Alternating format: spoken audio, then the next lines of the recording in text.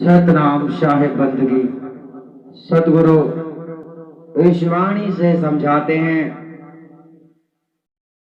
काया गढ़ खूब बाजार, सौदा करे सो जाने। अर्थात इस शरीर के अंतर्गत बहुत सारी चीजें और बहुत कुछ है। यह तो मायापुर का मेला है। जो सौदा करता है वो जानता है। यानी आत्मज्ञान के लिए जब आप गुरु के शरणों में जाते हो तब समझ पाते हो कि इसमें क्या क्या सौदा है जो हमें प्राप्त हो सकता है और हमें प्राप्त करना चाहिए।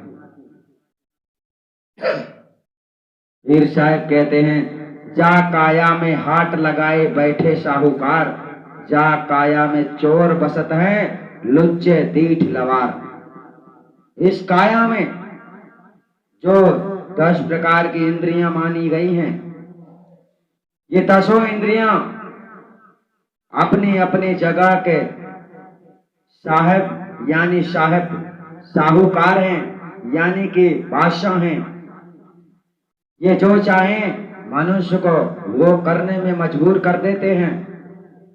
इसलिए इंद्रियों के वशीभूत नहीं रहना चाहिए, इनको अपने अधीन कर लेना चाहिए।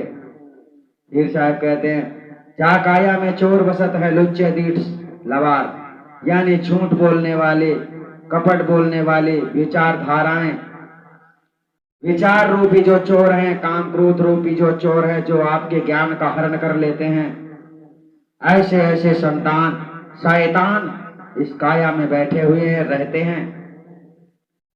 इसी काया में हीरा मोती यानी सत्य शब्द रूपी मोती, सत्य शब्द रूपी हीरा, सत्य आचरण रूपी हीरा, हीरो का यह खान यानी भंडार माना जाता है।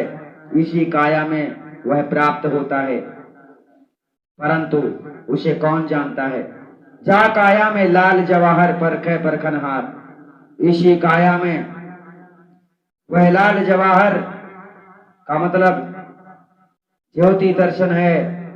जो लोग ध्यान करते हैं उन्हें इस बात का ज्ञात होता है।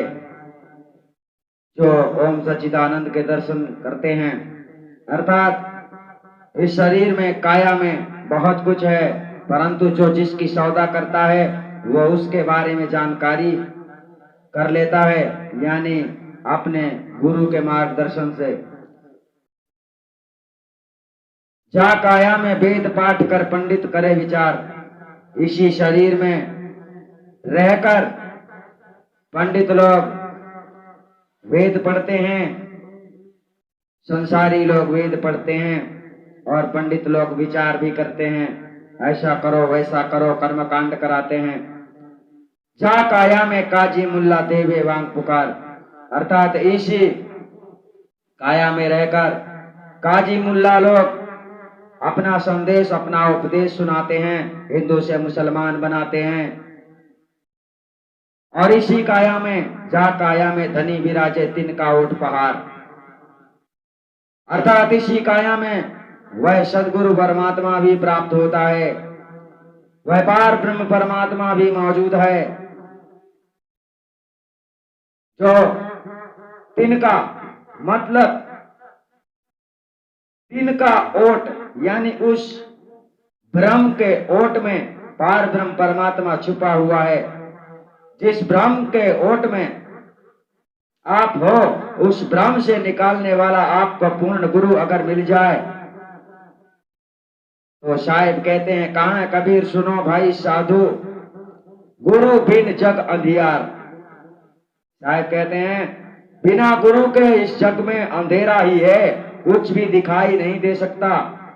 अगर गुरु चाहे तो दिखाई देगा, परंतु आपको जब भेदी गुरु मिल जाता है तभी आपको दिखाई पड़ता है सत्य और असत्य क्या है।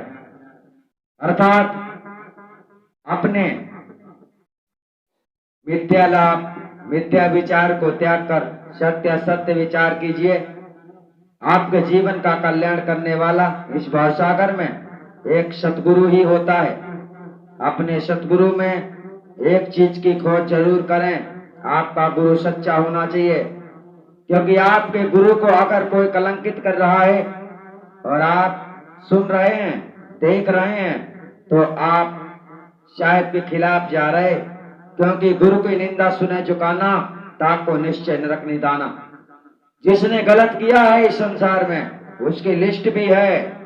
तो आपको सभी की बुराई अच्छाई देखकर ही सौदा करना है, यानी आपको सौदा अच्छी तरह से करना है।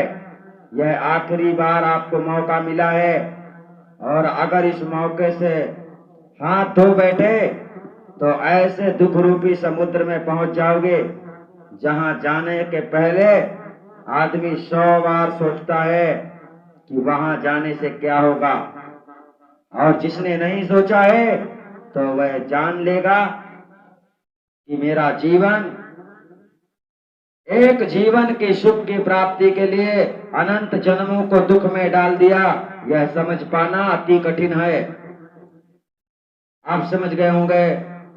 गुरु बिन जग अंधियार, जहां पर साहब कहते हैं, यहीं पर आप लोगों को इस संसारी लोग झूठ बोल देते हैं, शब्द गुरु की बात करने लगते हैं।